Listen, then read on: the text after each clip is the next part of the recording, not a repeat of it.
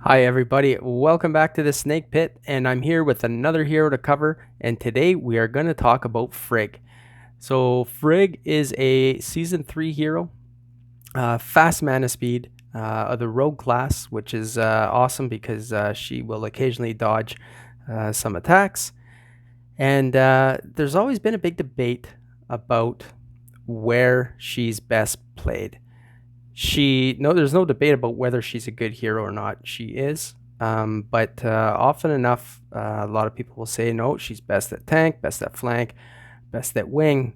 I'm going to help you sort that out today, and we're going to explore what the stats say about historically how well teams did with Frigg in different places and different war types. So just before that, we're going to get into a little bit about Frigg. So um, first of all, she was a very popular hero during the war study, and she still continues to be.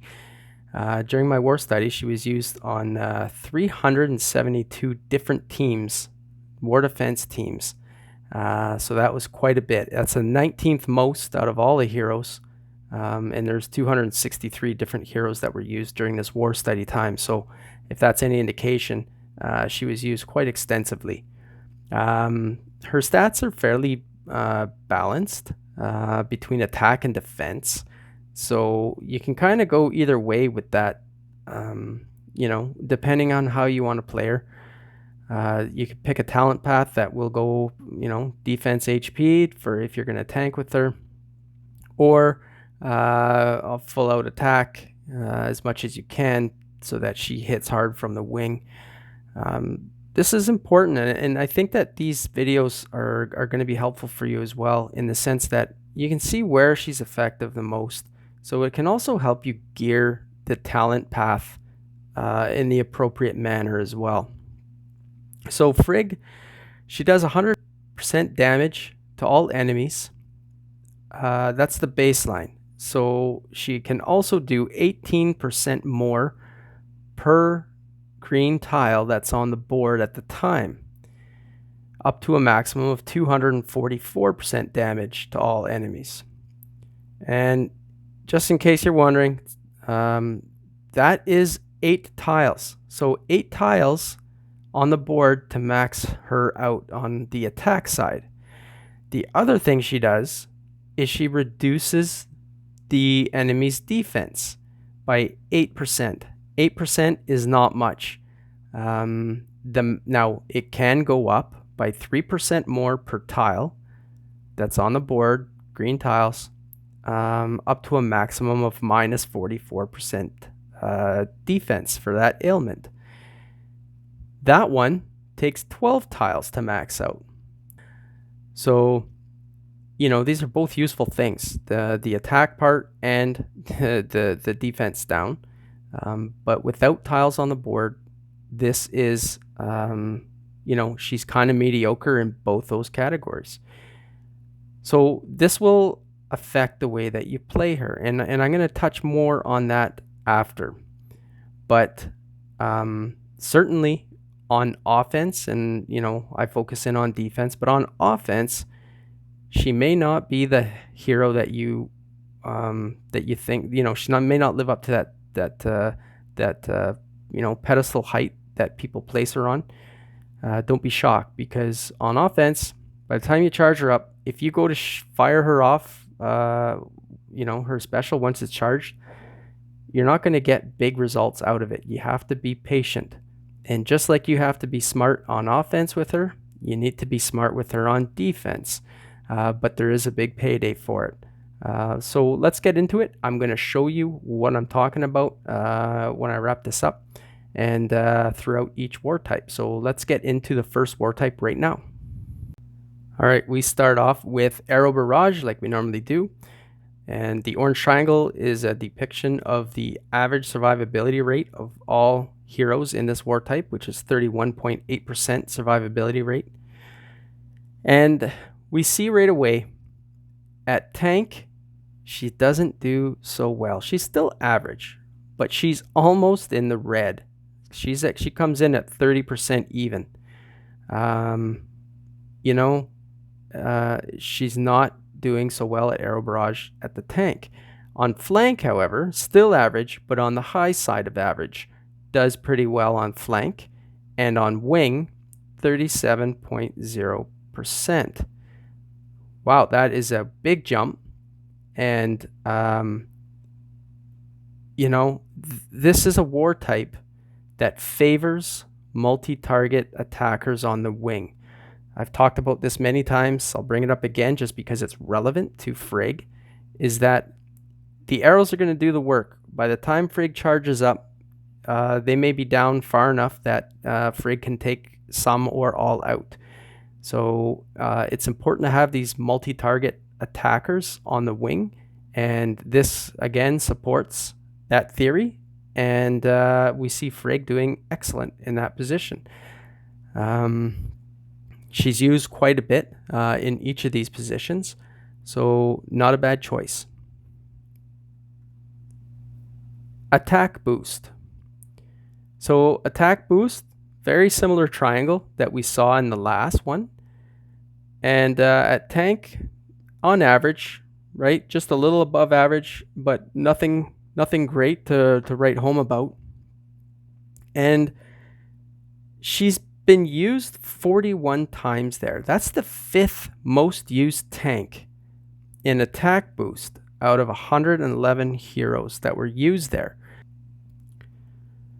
So on flank, 34.6%, very high. And wing did exceptionally well there too at 32.9%. On flank and wing, she is the 1st and 4th best hero for those positions when it comes to heroes that have been used at least 10 times in those spots. So for attack boost, she's excellent in those positions. Let's go to Undead Horde. Undead Horde, again, we're seeing at tank that she has come in at average again. And for flank and wing, it's not really surprising anymore, we're seeing. She's doing very well. Teams with Frigg have done quite well. Top 3rd ranking for both of those positions. Now we're gonna do Equalizer here. And this one is a little bit backwards compared to the others. If you notice where the blue triangle lands on this one, we're in backwards world here.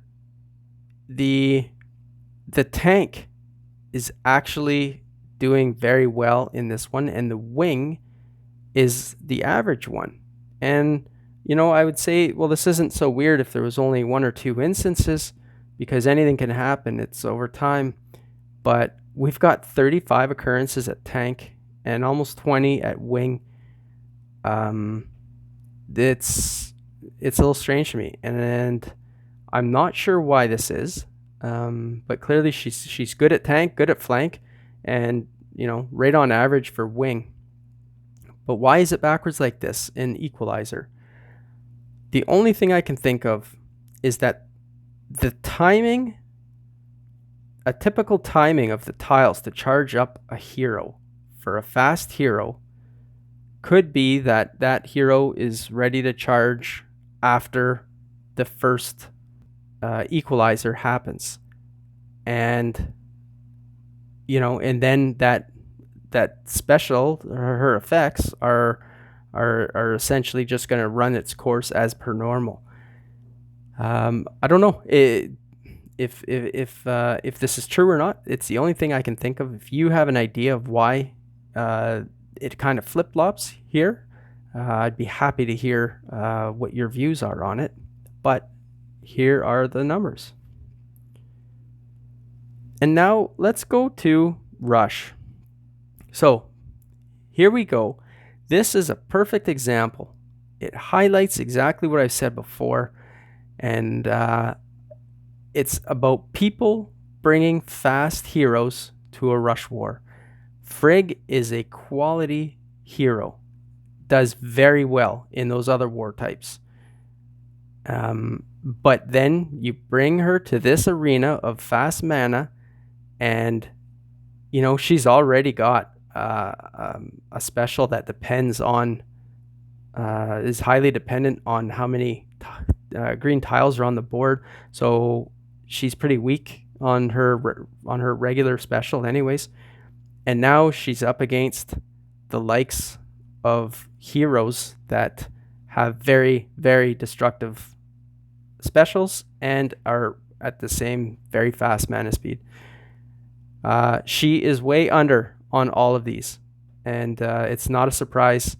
And she shouldn't be brought to Rush Wars. All right, so overall, 29.7% is the average. That's the orange triangle, and we see pretty much a good snapshot of what Frigg does. And I told you I'd revisit about the being smart with Frigg on defense.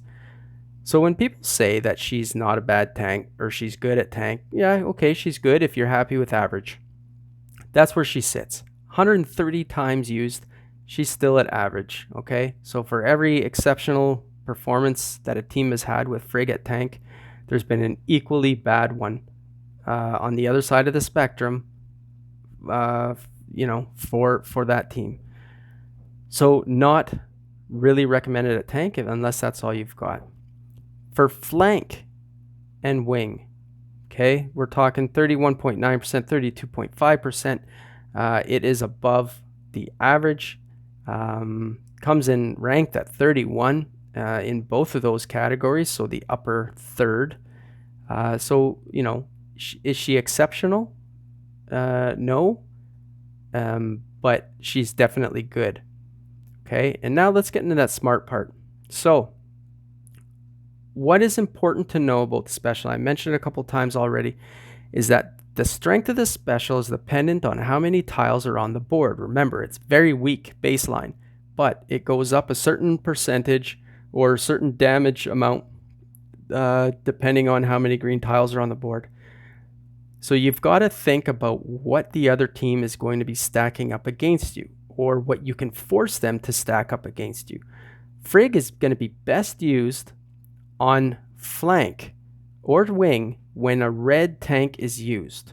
And this is because the attackers are not likely to stack up green, and then there'll be more green tiles on the board when Frigg fires off. Okay, I hope that makes sense.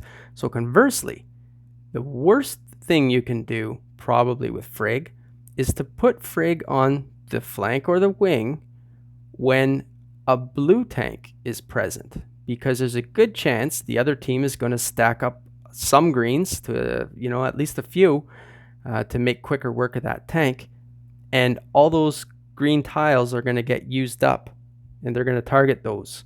So this is a small nuance, but this will help improve your usage of Frigg, knowing what kind of color of tank you're using, and how that affects what the other team brings to the table.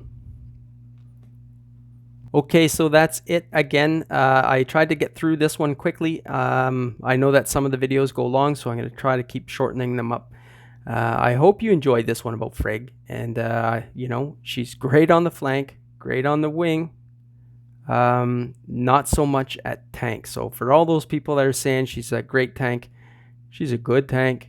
An average tank maybe is even more appropriate, but not a great tank. In either of the other two positions, it's good. Just be careful of who the tank is when you're bringing Frigg. She's dependent on those green tiles, and you want to make sure that they're still on the board when she fires to make her the most effective that she can be. Outside of that, I've got some more videos coming at you very quickly, so I hope you enjoyed this one. If you did, like it. I need the feedback as well. So if you've got any questions, comments, please leave them for me. I reply personally to everybody that takes the time to write. So until the next time, I'm Ssnake, and I'm here to help you defend yourself.